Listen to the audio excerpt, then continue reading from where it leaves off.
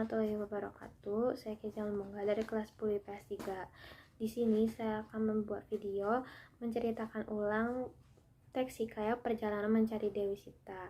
Saya mengambil teks ini dari buku paket halaman 107 sampai 108. Kakak adik bernama Sri Rama dan Laksamana. Mereka pergi mencari keberadaan Dewi Sita.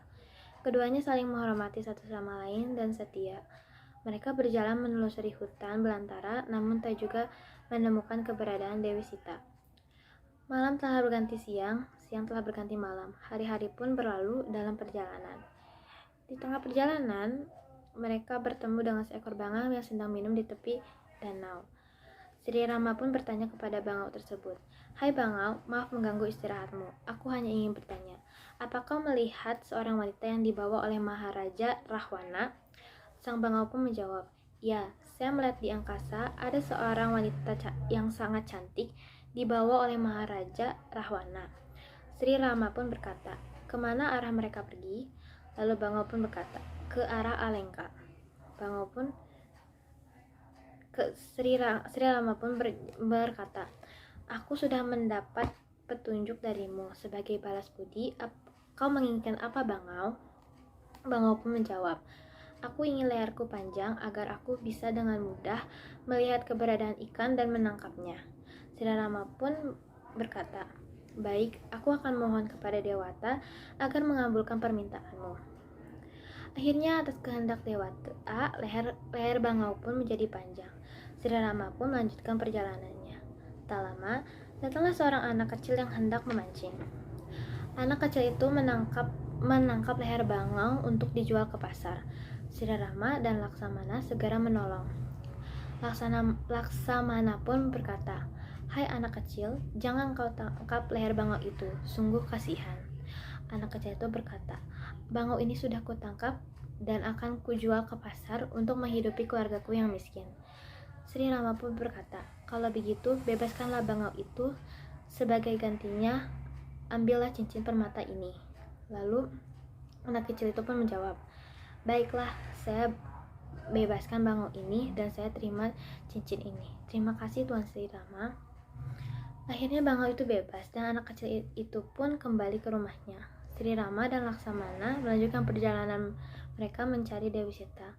Ketika dalam perjalanan, Sri Rama haus dan menyuruh Laksamana. Sri Rama pun berkata kepada Laksamana, "Laksamana, hari ini terasa panas, aku kehausan. Carikanlah air untukku, aku akan melepas anak panah ini dan ikuti arahnya. Di situ kamu akan menemukan sumber air." Laksamana pun segera mengikuti perintahnya. Laksamana mengikuti jatuhnya panah tersebut dan menemukan sumber air.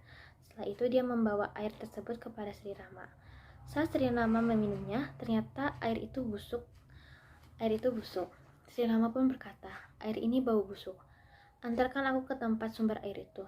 Lalu mereka pergi ke tempat sumber air tersebut. Sesampainya di sumber air yang tertuju, dilihatnya air tampak berlinang-linang. Sri Rama pun berkata, "Air tampak berlinang-linang, itu artinya pernah ada binatang besar yang mati di hulu sungai itu. Ayo kita ikuti air sampai ke hulu." Sri Rama dan Laksamana memutuskan untuk mengikuti jalan ke hulu sungai itu. Akhirnya mereka bertemu dengan seekor burung yang bernama Jentayu yang tertambat sayapnya dan yang tergeletak. Sri Rama pun berkata, "Hai burung Jentayu, mengapa tubuhmu seperti itu?" Jentayu pun berkata, Keadaanku seperti ini karena menolong Dewi Sita dan harus bertarung melawan Maharaja Rahwana, namun tidak berhasil. Dewi Sita pun memberikan cincin ini kepadaku." Sri Rama pun berkata, "Oh benar, cincin ini adalah cincin Sita istriku." Jentayu pun berkata, "Pergilah menyeberang ke negeri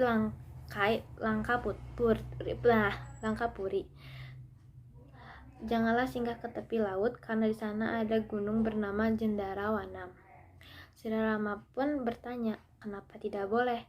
Jentayu pun menjawab, "Karena di dalam bukit tersebut ada saudaraku yang bernama Dasampani sedang bertapa. Aku tak ingin saudara itu mengetahui bahwa aku akan mati." Setelah bercerita, Jentayu Jentayu akhirnya mati dengan badan penuh luka. Kemudian cincin itu diambil oleh Sri Rama. Bahagialah Sri Rama itu setelah melihat bahwa cincin itu memang milik istrinya Dewi Sita. Sri Rama pun berkata, "Laksamana, segeralah cari tempat yang sepi dan tidak ada manusia, dan juga carikan beberapa kayu untuk kita lakukan upacara pembakaran." Laksamana pun segera melakukan perintahnya. Tetapi Laksamana pun tidak kunjung menemukan tempat yang diinginkan oleh Sri Rama.